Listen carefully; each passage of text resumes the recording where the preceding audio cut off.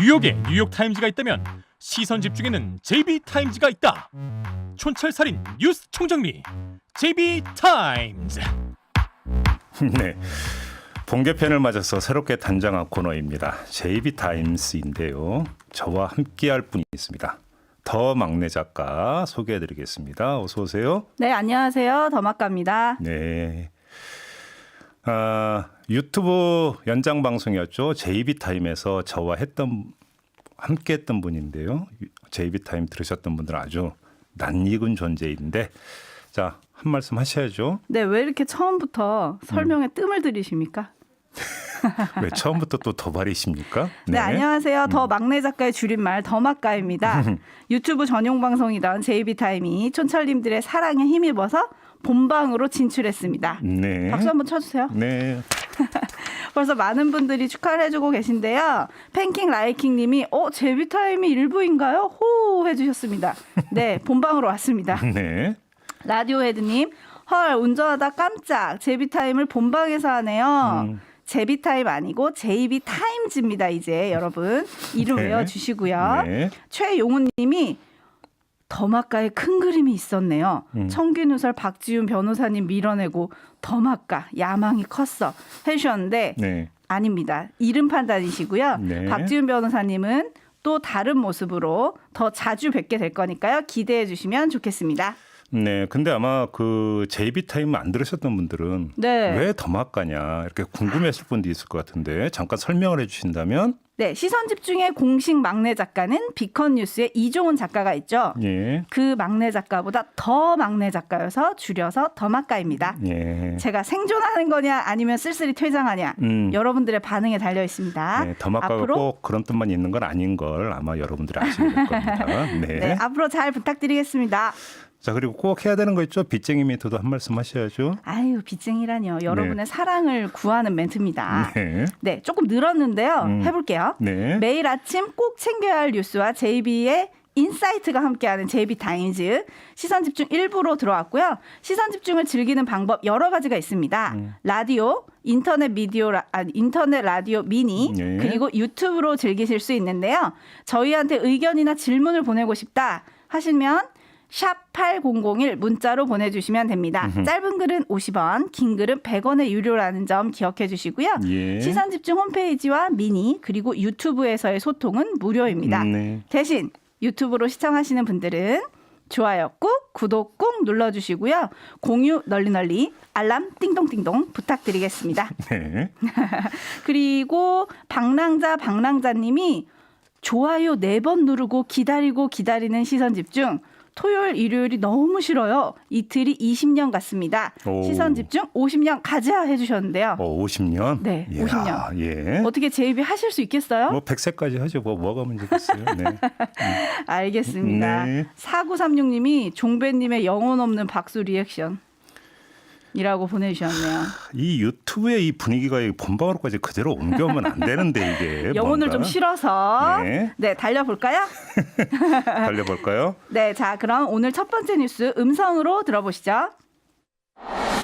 김상조 청와대 정책실장이 전월세 상한제가 시행되기 직전 자신이 임대한 아파트의 전세 보증금을 인상한 것으로 확인되었습니다. 김 실장은 지난해 7월 자신이 소유한 서울 강남의 아파트 전세 계약을 갱신하면서 전세금을 14% 인상했습니다. 이 계약 하루 뒤 국회에서는 임대료 인상을 최대 5%로 제한하는 임대차 3법이 통과됐고 이튿날부터 곧바로 효력을 발휘했습니다. 그러니까요. 어제 간밤에 나왔죠. 오늘 네. 조간에 그러니까 다 일제히 이제 보도를 했던데 다시 딱 한번 실렸습니다. 네. 정리를 해드리면 김상조 청와대 정책실장이 부부 공동 명의로 서울 청담동에 아파트를 한 채 가지고 있어요. 전세를 놓고 있었는데 이 전세가를 올렸다라는 거 아니겠습니까? 이제 네. 2005년에 취득한 전용 면적 120제곱미터의 아파트인데 8억 5천만 원의 전세를 줬다가 이걸 9억 7천만 원으로 14.1% 올렸다라는 건데 당시 같은 아파트의 전세가가 한 12억 5천쯤 했다고 그래요. 네. 그러니까 그 비교를 하면은 전세 보증금을 뭐 턱없이 많이 받았다 이런 게 아니라 중요한 건 인상 시점인 거죠. 그렇죠. 이 재계약 시점이 지난해 7월 29일이라고 하는데 임대차 3법 시행 이틀 전이었다는 거 아니겠습니까? 네. 이 임대차법에 따르면 전세가를 5% 이상 올릴 수 없도록 되어 있는데 법이 시행되기 이틀 전에 14.1%로 올렸다. 어떻게 이럴 수가 있느냐? 이제 언론은 여기에 이제 꽂혀서 오늘 일제히 보도를 내놓고 있는 건데요. 네. 청와대 핵심 관계자는 뭐라고 설명을 했냐면 김 실장이 거주하는 성동구 아파트 전세 보증금이 올라서 청담동 전세가를 올릴 수밖에 없었다. 그리고 이건 주변 시세보다 낮은 금액 아니냐. 이렇게 이야기를 했다고 하는데 네. 제가 보기엔 궁금한 점은 좀 따로 있는 것 같습니다. 뭔가요? 이 성동구 아파트의 전세가 인상률이 얼마였는지가 저는 개인적으로 궁금합니다. 인상률. 예, 청담동이 아니라 김상조 실장이 새 들어 살고 있는 성동구 아파트를 두고 하는 말입니다. 그거 해명을 했죠. 2차례에 걸쳐서 1억 2천만 원을 올려서. 네. 네. 자, 제가 왜 이게 궁금하다고 말씀을 드리냐면 그 인상률이 임대차법 범위 바뀌었다면 본인 스스로 문제의식을 더 느꼈어야 되는 거 아니겠습니까? 그렇죠. 그죠? 네. 그다음에 범위 한 5% 아니었다고 한다면 본인만 예외로 14.1%를 올린 것이 되니까 그거에 대해서 더 큰 문제의식을 느꼈어야 되는 거고요. 그러니까 이런 경우든 저런 경우든 전부 다 김상조 정책실장은 부동산 정책을 총괄하는 위치에 있는 사람인데 그렇다면 본인의 경우와 정책 방향에 대해서 대입을 해가지고 좀 문제의식을 이제 가다듬었어야 되는 건데 여기서 뭔가 구멍이 뚫리고 있었던 것 아니냐. 이렇게 봐야 되는 거고요. 네. 오늘 아침에 지금 조간 보도를 보면은 성동구에 그 새들어 살고 있던 전세가는 5천만 원 올려준 걸로 어허. 이렇게 되어 있거든요. 해명이 그럼 근데 이건 이제 두 차례에 걸쳐서 1억 2천만 네. 원이라고 하니까 이제 앞서서 번은 올린 게 5천만 언제인지는 원? 모르겠지만 그 재산 신고 내역에 따르면 이 동시에는 5천만 원 올려준 걸로 되어 있거든요. 어허. 이렇게 네. 놓고 본다면 성동구의 인상액과 청담동의 인상액이 또 달랐다는 이야기가 되는 거니까 네. 요거는 좀 그 정책을 그러니까 총괄했던 위치에 있는 사람의 어떤 그 행동으로서는 그게 적절하지 않았다. 이렇게도 평가를 해야 될 것 같고요. 그렇죠. 문제는 이번 보궐선거가 거의 부동산이 휩쓸고 있는 선거인데 여당 입장에서는 또 하나의 악재가 이게 될 수도 있다. 이것도 좀 함께 봐야 될 것 같습니다. 네, 이순남님 LI 해주셨고요. 초원님 네. 보궐선거 앞두고 악재가 쏟아지는구만 해주셨고요. 루시아님은 김상조 실장에게 이렇게 말씀하셨습니다. 실장님, 그렇게는 저도 말할 수 있어요. 네. 아, 민심이 안 좋은 것 같습니다. 다음 뉴스 알아볼까요? 네. 검찰 수사심의위원회가 삼성전자 부회장 이재용 씨의 프로포폴 상습 투약 의혹 수사를 중단해야 한다고 수사팀에 권고했습니다. 재판에 넘길지 여부에 대해선 찬성과 반대 의견이 각각 7명씩 동수로 맞서서 결론을 못 냈습니다. 네. 이게 또 주말에 상당히 논란이 짙은 뉴스였었는데 그러니까 검찰 수사심의위원회가 26일에 열렸고 14명이 표결에 참여를 했는데 수사 지속 여부에 대해서는 6대 8로 중단해야 된다는 의견이 많았다고 하고요. 그다음에 기소 여부에 대해서는 7대 7 가부 동수가 나왔다고 합니다.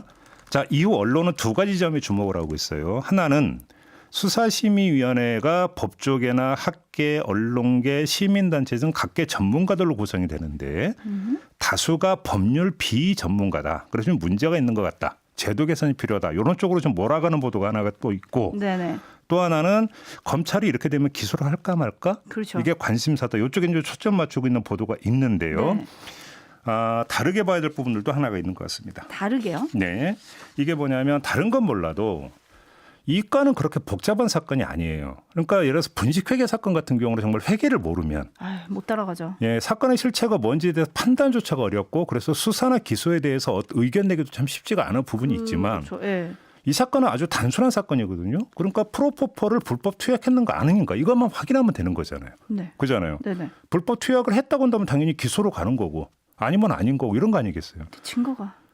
그러니까 바로 그건데요. 증거가. 그러니까 이 수사심의위원회에서 그러니까 집중적으로 논의했어야만 되는 게 뭐냐면 불법 투약을 했는가 아닌가를 가릴 수 있는 물적 증거를 수사 과정에서 확보했는가 안 했는가. 그렇죠. 이것만 확인하면 되는 거예요. 이거는 뭐 법률 전문가네만에 이야기할 이유도 없는 거 아니겠습니까, 네. 사실은. 근데 여기서 포인트가 두 개가 있는데 이 의혹이 불거지자 삼성 쪽에서 어떤 해명을 내놓은 바가 있냐면 의료시술 과정에서 합법적 처치 외에 불법 투약은 전혀 없었다 이렇게 주장하는 게 하나였고요. 네. 또 한 가지는 일부 언론 보도에 따르면 경찰이 구치소에까지 찾아가서 이재용 부회장의 모발을 채취했다는 보도가 있었어요. 모발을 왜 채취했겠어요? 여기에 남아있는 거를 확인하기 위해서 아니겠습니까? 그렇죠. 그러니까 이 두 개의 포인트는 해석의 여지가 없는, 다시 말해서 물증으로 가릴 수 있는 사실의 영역이 있는 거거든요. 그럼 관련해서 증거를 그러니까 그 수사 당국이 확보했는가 안 했는가만 수사 시민에서 확인하면 되는 거예요. 네. 그렇잖아요. 네. 그러니까 처방전과 병원 출입 기록이 정확히 일치하는지 안 하는지만 확인하면 되는 거 아니겠어요? 그다음에 모발 검사 결과가 나왔는지 안 나왔는지 확인하면 되는 거 아니겠어요? 그런 증거가 없다는 거 아닐까요? 그런데 수사심의위원회에서 6대8, 7대7로 갈렸다. 이건 갈릴 이유가 사실 없는 거예요. 어찌 본다면 상식적으로 놓고 본다면. 네. 그러니까 바로 이 점 때문에 이 가부가 팽팽히 갈린 게 이해가 되지 않는 건데 상식적으로는 물적 증거가 제출되지 않았으니까 찬반이 갈린 거라고 봐야 되지 않겠습니까? 그 자리 수사심의위원회에서. 네. 그러니까 수사 지속에 대해서 8명이 반대한 것도 미진한 수사 성과 때문이다. 이렇게 해석할 여지가 있는 거예요. 근데 여기서 걸리는 게 하나가 있어요. 걸리는 거? 그게 뭐냐면 네. 숫자 1. 1. 숫자 1. 무슨 얘기냐면 수사 지속 여부에서는 6대8로 갈렸던 게 기소 여부에 대해서는 7대7로 갈렸잖아요. 네. 그러니까 수사를 중단해야 된다고 한 표를 던진 사람 중에 한 사람이 기소를 해야 된다는 의견을 바꾼 거예요. 그렇죠. 뭐냐 이게 도대체. 이게 뭘 뜻하는 거냐. 이러면 여기서 우리가 뭐까지 그러니까 함께 봐야 되냐면 수사 중단 그 표를 던진 의도가 수사가 부실하니까 그만하라가 아니라 수사가 어느 정도 됐으니까 이제 그만해도 된다라는 뜻으로도 던졌을 가능성이 있다라는 거예요. 이렇게 놓고 본다면 기소 의견이 하나가 더 나온 거가 이렇게 되면 이해가 되는 거죠. 네. 그렇지 않습니까? 네. 그래서 바로 요 미약하지만 딱 1이라고 하는 숫자의 의미가 무엇이냐. 요거에 따라서 수사심의위원회 판단의 그 내역이 그러니까 달라질 수가 있다는 것이고요. 검찰이 또 어떻게 받아서 기소를 할지 말지도 여기서 사실 갈리는 부분이 있을 것 같다. 지금 언론 보도를 보면 기소 쪽으로 좀 방향을 잡고 있는 거 아니냐. 그렇죠. 어제 MBC 뉴스도 그렇게 전했습니다. 이렇게 좀 보고 있던데 만약에 기소 쪽으로 간다면 지금 제가 해석한 오히려 포인트를 검찰도 여기에 뒀을 가능성이 있다고 봐야 되는 거죠. 역시 삐딱한 시선의 제입이 뭐 숨은 1인치의 비밀도 찾아냅니다. 아, 예. 결국은 재편에서 가려지게 되는 거겠죠? 그건 기소가 돼야 되겠죠. 하하하. 네. 네. 이맹호 님이 질문 주셨어요. 네. 일반인도 검찰 심의위원회에서 할 수 있나요? 그런 경우 저는 거의 본 적이 없습니다. 누구에게만 특별한 혜택입니까? 그러니까요. 그러니까 사실 이 프로포폴을 불법 투약했느냐 안 했느냐가 이렇게 수사심의에서 가릴 정도로까지 그 사회적인 논란이 첨예한 큰 일인가요? 사안입니까? 저는 아니라고 봅니다. 네. 알겠습니다. 네. 알겠습니다. 마지막 뉴스 들어볼까요? 정부가 다음 달부터 백신 휴가를 도입하기로 했습니다. 직장인이 코로나 백신을 맞고 근육통과 발열 같은 이상 반응이 있으면 쉴 수 있게 한다는 건데요. 의사의 소견서가 없어도 최대 이틀까지 쓸 수 있습니다. 유급휴가 또는 병가제도가 있는 경우 병가로 처리하는 것을 원칙으로 합니다. 접종 당일에 공가나 유급휴가 등을 적용할 것을 권고합니다. 네. 조금 전에 뉴스에서 쭉 전해드렸기 때문에 뭐 되풀이할 생각은 없고요. 네. 밑줄 짝 꺼야 되는 단어는 딱 하나는 그거죠. 조금 전에 나왔던 권고합니다. 권고. 네. 의무가 아니라 권고 아니겠습니까? 네. 유급휴가를 주도록 권고한다는 건데 의무가 아니라 왜 권고일까? 강제가 아니라 왜 권고일까? 네. 뭐 사실 어느 정도는 예상을 했죠. 다 예상은 하시겠죠. 왜냐하면 유급휴가를 강제하면 정부의 지원이 필수가 되는 거 아니겠습니까? 네. 근데 이게 기대 난망이라는 건 어디서 우리가 이미 확인했느냐? 영업손실 보상제에서 대충은 확인을 했던 거 아니겠습니까? 네, 그렇습니다. 그렇기 때문에 도입을 한다 하더라도 아마 권고 수준일 거다 예상을 했는데 예상 그대로 지금 나온 거죠. 뭐 영업손실 보상제 같이 직접적인 보상에 대해서도 재원 타령하는 반에 백신 휴가에 대해서 정부 곡간을 풀 거다 기대하기는 어려웠으니까요. 뭐 그럼에도 불구하고 백신 휴가제를 도입하는 것 자체에 대해서는 반대할 이유는 없는 거 아니겠습니까? 제이비가 그렇게 외쳤죠. 필요하다고. 예, 저희 시선 집중해서 이제 힘줘서 이제 백신 휴가제 도입이 필요하다는 이제 말씀을 여러 차례 드린 바가 있었는데, 네. 자 이렇게 되면 이제 민간에서 따라할 수 있겠느냐 이게 이제 최대의 관심사잖아요. 벌써 작은 회사는 대체해줄 사람이 없어서 못해요. 이런 의견들이 지금 올라오고 있거든요. 그러니까요. 그래서 이제 그 4월 첫 주부터 시행을 하게 된다라는데 4월 첫 주부터 시행을 하는 대상이 누구냐면 사회복지시설 종사자. 네. 그다음에 보건교사들이에요. 저는 어. 여기서 하나 관찰할 그 포인트가 나온다고 생각합니다. 아, 또 있습니까? 포인트가. 네. 사회복지시설은 거의 대부분이 관에서 운영하거나 관하고 직접적으로 연결되어 있는 곳입니다. 그렇죠. 보건교사도 거의 대부분이 국공립학교의 보건교사 선생님들 아니겠습니까? 그렇죠. 이렇게 놓고 본다면 이건 권고고 뭐고가 아니라 정부가 솔선수범하느냐 안 하냐라고 하는 것을 금방 확인할 수 있는 대상이 정부가 되는 해줄 겁니다. 수 있다. 그렇게 되는 거 아니겠습니까? 네. 민간에 권고하면서 공공에서 인색하게 군다? 이건 앞뒤가 안 맞아도 한참 안 맞는 거잖아요. 그러니까 정말로 정부가 솔선수범할지 그래서 정부의 이런 솔선수범하는 모습을 보면서 민간이 좋든 싫든 따라할 수 있는 분위기를 만들 수 있는지 없는지 이게 4월 첫 주가 되면 금방 확인할 수 있는 거 아니겠습니까? 금방 확인할 수 있겠죠. 자, 그러면 저는 하나 궁금한 게 있습니다. 학교에 보건교사가 몇 명 있습니까?